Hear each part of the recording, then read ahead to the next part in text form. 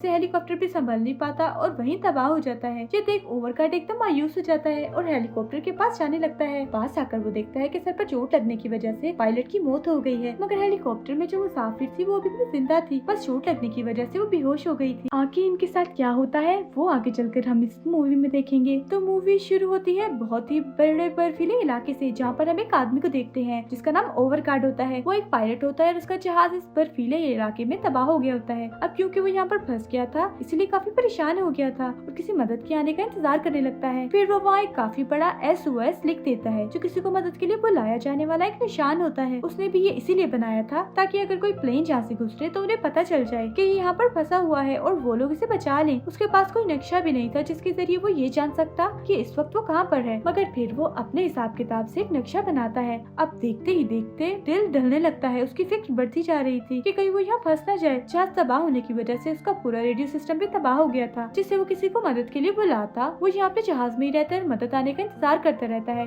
अगले दिन जब वो जागता है तो उसे काफी भूख लगी हुई थी, इसीलिए वो बर्फ के नीचे मछलियाँ पकड़ने के लिए कुछ ट्रैप्स यानी जाल लगाता है ताकि कोई मछली उसमें फंस जाए और उसके खाने को गुजारा हो सके। वो बहुत सारी मछलियों को पकड़ने में कामयाब भी हो जाता है। उसे यहाँ 2 से 3 दिन गुजर जाते हैं, मगर कोई भी उसके बचाव के लिए यहाँ पर नहीं आता। रोज सुबह उठने के बाद वो एक मछली खाता था और फिर अपने सिग्नल देने वाली मशीन को लेकर ऊंची ऊंची जगहों पर जाया करता था ताकि मशीन से निकलने वाले सिग्नल कोई हेलीकॉप्टर या प्लेन देख ले या फिर कोई टीम उस सिग्नल को पकड़ ले और उसे बचाने के लिए आ जाए। अगले दिन वो नक्शे पर हर उस जगह को बना देता है जहाँ उसने बैठकर मशीन के जरिए सिग्नल भेजे थे, लेकिन अफसोस 4 से 5 दिन गुजर जाने के बाद किसी ने भी उसका सिग्नल नहीं देखा। ओवरकार्ट हर रोज एक जगह पर जाया करता था जहाँ उसने कुछ पत्थर रखे हुए थे, वो उनसे बातें करता था। फिर जब वो अपने जहाज की तरफ वापस आता है तो देखता है कि किसी ने उसके डब्बे को तोड़कर वहाँ से सारी मछलियाँ ले ली हैं। आस पास देखने पर उसे कुछ भी दिखाई नहीं देता, मगर फिर जैसे ही वो अपने पैरों की तरफ देखता है तो वहाँ उसे बर्फ वाली रीछ के काफी बड़े बड़े पैरों के निशान दिखते हैं, जो देखकर वो काफी डर जाता है और वापस अपने प्लेन में आ जाता है। वो सोचने लगता है कि अब उसके लिए एक नहीं बल्कि 2 मुसीबतें हैं। उसे न सिर्फ ठंड से बचकर रहना है बल्कि उस रीछ से भी बचकर रहना है, बल्कि वो उसे मार देगा। अगले दिन वो सिग्नल मशीन को लेकर ऊंचाई पर जाता है और दूर के पहाड़ों को देखने लगता है, जहाँ वो उस बर्फीले रीछ को भी देखता है, लेकिन वो उसे काफी दूर था। वो रीछ भी इसे देख चुका था, मगर वो उसके पास आने की बजाय दूसरी तरफ जाने लगता है। अब ऐसे ही हर रोज वो अपनी मशीन से सिग्नल भेजकर जैसे मशीन को देखता है तो उस पर हरे रंग की लाइट चलती है। इसका मतलब ये था कि अभी तक किसी को भी उसका सिग्नल नहीं मिला। तो ये देख वो काफी मायूस हो जाता है और सोचने लगता है कि पता नहीं और कितने दिन मैं यहाँ पर जिंदा रह पाऊंगा। अब कुछ ही दूरी पर उसे हेलीकॉप्टर नजर आता है, जिसे देखकर वो काफी खुश हो गया था और चिल्लाने लगता है। उनका ध्यान अपनी तरफ करने के लिए वो कुछ चिल्लाता है।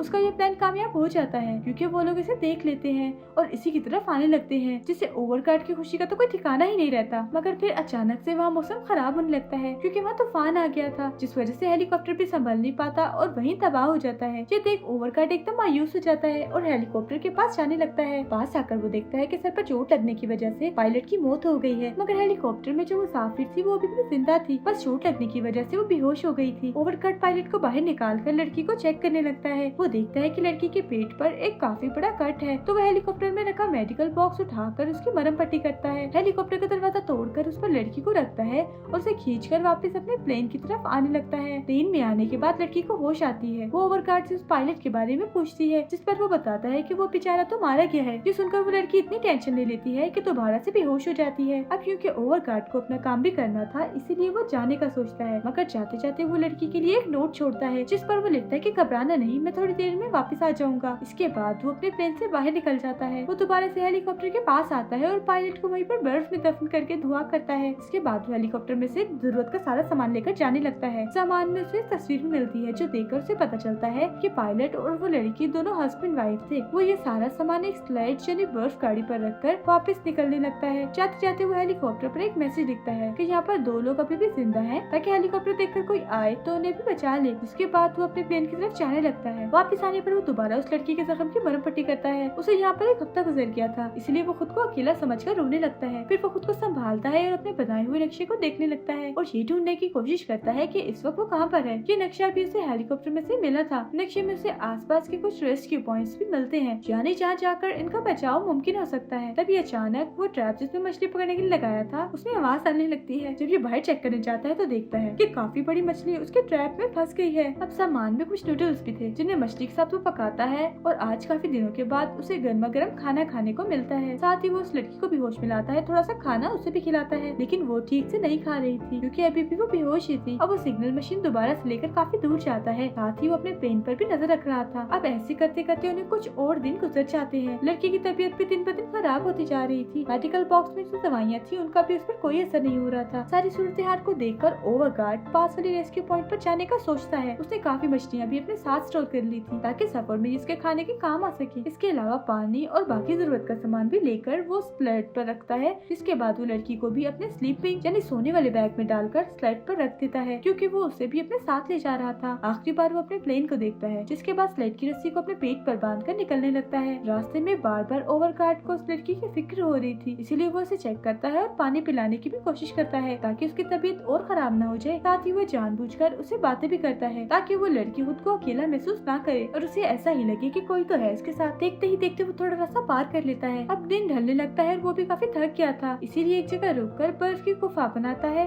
और उस पे ही आराम करता है। इसके बाद वो दोबारा से आगे बढ़ता है। सर्दी यहाँ बहुत ज्यादा थी और हालात काफी मुश्किल, मगर इस कठिन वक्त में वो अपने साथ साथ उस लड़की का भी बहुत ख्याल रख रहा था जो एक मुश्किल काम था। थोड़ा आगे जाने पर से एक पहाड़ी दिखाई देती है जिस पर चढ़ना बहुत ही मुश्किल था। वो इस पहाड़ी को देखकर काफी हैरान रह गया था क्योंकि नक्शे के मुताबिक उसके रास्ते में कोई पहाड़ी नहीं थी। अब उसे शक होने लगता है कि कहीं मैं गलत रास्ते पे तो नहीं आ गया। तब चेक करने के लिए वो ऊपर जाता है और देखता है कि आगे का रास्ता बिल्कुल साफ है, तो जाहिर है वहाँ से आगे बढ़ना आसान होगा। इसीलिए सबसे पहले वो अपने सामान को खींचकर ऊपर पहुँचाता है और जब लड़की को स्लेट के जरिए ऊपर ले जा रहा था तो वो बार बार खिसक कर नीचे आ रही थी। क्योंकि वजन ज्यादा था वो उसे ऊपर चढ़ाने की काफी कोशिश करता है मगर नाकाम ही रहता है। जिसके बाद वो वहीं बैठकर रेस्क्यू जाने का भी एक दूसरा रास्ता बनाता है। उसे ये फिक्र भी हो रही थी कि रेस्क्यू पॉइंट जाने के लिए इस रास्ते से 2 दिन लगने वाले थे, मगर अब जिस नए रास्ते से वो जाएगा इसे 5 दिन लग जाएंगे। टेंशन उसे ये थी कि खाना भी काम था और लड़की की हालत भी इतनी खराब थी कि उसकी जान भी जा सकती थी, लेकिन इसके बावजूद भी वो हिम्मत करता है और ठान लेता है कि चाहे जो भी हो जाए मैं इस नए रास्ते से जाऊंगा। जिसके बाद वो अपना सामान वापस नीचे उतार कर इस नए रास्ते से जाने लगता है। थोड़ा आगे जाने पर उसे गुफा मिलती है जहाँ वो रुकता है, खाना बनाकर खुद भी और उस लड़की को भी खिलाता है, मगर उसकी हालत अब और भी खराब हो गई थी। उसका जिस्म काला पड़ने लगता है, ऐसा लग रहा था जैसे उसका खून जम रहा हो। इसके अलावा उसके चूल्हे में गैस भी खत्म हो गई थी जो देखकर उसकी परेशानी और बढ़ जाती है। चुपचाप बैठा अभी सोच ही रहा था कि तभी उसे बाहर किसी को गुर्राने की आवाज आने लगती है जो सुनकर वो पहचान लेता है कि बाहर बर्फानी रीछ है। वो काफी डर गया था इसीलिए एकदम शांत रहता है, कोई आवाज नहीं करता, मगर इसी वक्त उस लड़की को खांसी होने लगती है। जिसे रीछ को पता चल जाता है कि अंदर कोई है तो वो अंदर आने की कोशिश करता है, पर क्योंकि गुफा का रास्ता काफी छोटा था इसलिए वो अंदर नहीं आ पाता। वो रीछ इतना चालाक था कि बर्फ को तोड़कर अब वो अंदर आने का रास्ता बनाने लगता है। ये देख ओवरगार्ड काफी घबरा जाता है और अपने सामान में फ्रेगर ढूंढने लगता है जो उसे मिल ही नहीं रही थी, लेकिन काफी खोजने पर आखिर वो उसे मिल ही जाती है, जिसे जलाकर वो रीछ को डराता है। रीछ डर कर वहाँ से भाग जाता है। कुछ वक्त के बाद ओवरगार्ड बाहर आता है और देखने लगता है कि कहीं वो रीछ आस पास तो नहीं, मगर जब वो उसे नहीं देखता तो वो चुपके से वहाँ से निकलने लगता है अपने सामान और लड़की को लेकर। लेकिन जैसे वो थोड़ा आगे बढ़ता है तो बर्फीला तूफान आने लगता है। उसे आगे का कुछ भी दिखाई नहीं दे रहा था, जिस वजह से वो आगे नहीं बढ़ पा रहा था। वो स्लेट पर से लड़की को नीचे रखकर स्लेट को सामने की तरफ खड़ा कर देता है जिसके पीछे वो और लड़की थे ताकि उन पर बर्फ कम गिरे। फिर वो भी जाकर उस स्लीपिंग बैग में लेट जाता है जिसमें वो लड़की थी। फिर कुछ वक्त के बाद तूफान जब थोड़ा बहुत रुक जाता है तो उसे पानी पिलाने लगता है, लेकिन उसकी हालत इतनी खराब हो गई थी कि उसका मुंह ही नहीं खुलता। अचानक उसे खांसी होती है जिसके बाद उसके मुंह से खून निकलने लगता है। अब जब ओवरगार्ड उसके जख्म को चेक करता है तो उसे पता चलता है कि लड़की को इन्फेक्शन हो गया है। इसी के साथ वो लड़की दोबारा से बेहोश हो जाती है, जो देखकर ओवरगार्ड को लगता है कि लड़की मर गई, या नहीं भी मरी तो कुछ देर में मर जाएगी, उसे आगे ले जाने का कोई भी फायदा नहीं होगा। इसी वजह से ओवरगार्ड को दुख तो होता है, लेकिन वो बेचारा करता भी तो क्या, वो लड़की को वहीं पर छोड़कर अकेला ही वहाँ से जाने लगता है, क्योंकि अगर वो उसे साथ में लेकर भी जाता तो भी उसे बचाया नहीं जा सकता था, क्योंकि यहाँ आसपास कोई हॉस्पिटल नहीं था। थोड़ा आगे जाने पर वो गड्ढे में गिर जाता है, जिससे फौरन ही वो बेहोश हो गया था। उसे काफी चोट भी लग जाती है। जब उसे होश आती है तो वो देखता है कि मेरी टांग कुछ पत्थरों में फंस गई है। वो वहाँ से निकलने की बार बार कोशिश करता है, लेकिन पत्थर इतने भारी थे कि वो वहाँ से नहीं निकल पाता। वो काफी घबरा गया था और रोने लगता है। उसे फौरन ही समझ आ जाती है कि बस अब मैं भी नहीं बचूंगा, मेरे मरने का वक्त भी करीब है। फिर जहाँ साथ ही उसे अपनी गलती का पछतावा भी होने लगता है कि मुझे उस लड़की को अकेला छोड़ना नहीं चाहिए था, क्योंकि हो सकता है मुझे इसी चीज की सजा मिली हो। लड़की का सोचकर उसे एक उम्मीद मिलती है, जिसके बाद बड़ी मुश्किल से वो अपनी टांग को पत्थर के नीचे से निकाल कर गड्ढे से बाहर आ जाता है। उसकी टांग काफी जख्मी हो गई थी और खून भी आ रहा था, मगर वो अपनी चोट को एक कपड़े की मदद से बांध देता है ताकि उसका खून न जम जाए। फिर वो जैसे तैसे करके वापस उस जगह पर आ जाता है जहाँ उसने लड़की को छोड़ा था। वो देखता है कि लड़की की हालत में अब सुधार आने लगा है, उसे होश भी आ गई थी और आंखें आंखें खोलते ही वो ओवरगार्ड को हेलो कहती है। ये सुनकर वो काफी दुखी हो गया था और रोने लगता है। साथ ही वो लड़की से माफी भी मांगता है। लड़की उसे संभालती है मगर उस बेचारे को बहुत तकलीफ हो रही थी क्योंकि उसकी टांग पर काफी गहरी चोट थी। मगर फिर दर्द को सहते हुए वो लड़की और सामान को स्लेक्ट पर रख के दोबारा से आगे बढ़ता है। इस बार वो छड़ी का भी इस्तेमाल करता है। कुछ देर चलने के बाद वो आखिरकार रेस्क्यू पॉइंट के काफी पास पहुंच गया था। वो खुद ऊपर जाकर देखता है तो कुछ दूरी पर उसे एक हेलीकॉप्टर दिखता है जो देखकर वो काफी खुश हो जाता है। चिल्लाकर वो उन रेस्क्यू पॉइंट वाले लोगों को बुलाने लगता है। इसके अलावा उनका ध्यान अपनी तरफ करने के लिए वो फ्लेयर गन भी चलाता है मगर अफसोस उन लोगों को जरा सा भी ध्यान इसकी तरफ नहीं आता। वो हेलीकॉप्टर को बस वहाँ से ले जाने ही वाले थे। अब ये देखकर ओवरगार्ड अपनी वो जैकेट जिसे वो खुद को बचा रहा था उसे फ्लेयर गन की मदद से जला देता है ताकि ये बड़ी सी आग जलती हुई देखकर ही उन लोगों का ध्यान इसकी तरफ हो जाए। लेकिन इससे भी कोई फायदा नहीं होता क्योंकि हेलीकॉप्टर दूसरी तरफ जाने लगता है। ये देख ओवरगार्ड की बच्ची कुछ हिम्मत भी टूट जाती है। वो काफी मायूस हो गया था जिसके बाद वो लड़की का हाथ अपने हाथ में लेकर वहीं लेट जाता है। अब उसकी पूरी हिम्मत जवाब दे चुकी थी मगर तभी हम देखते हैं कि वो हेलीकॉप्टर घूमता हुआ उनके पीछे उतरने लगता है जिसके फौरन ये बात उन दोनों को बचा लिया जाता है। ये कहानी दरअसल हिम्मत और हौसले की है कि चाहे हमारे ऊपर कितने भी मुश्किल हालात क्यों ना आ जाए, हमें हिम्मत कभी नहीं छोड़नी चाहिए। जिसकी जिंदा मिसाल ओवरगार्ड है जिसने इतने कठिन हालात में अपने साथ साथ उस लड़की की भी जान बचाई। ये सब सिर्फ एक चीज से ही हो पाया और वो है हिम्मत जो उसके अंदर घुस बहुत ज्यादा थी। तो इस कहानी से हमें ये सीख भी मिलती है कि हमें हमेशा ही ऐसे ही हिम्मत करनी चाहिए जिसे ओवरगार्ड ने की। इसी के साथ ये कहानी यहीं पर खत्म हो जाती है।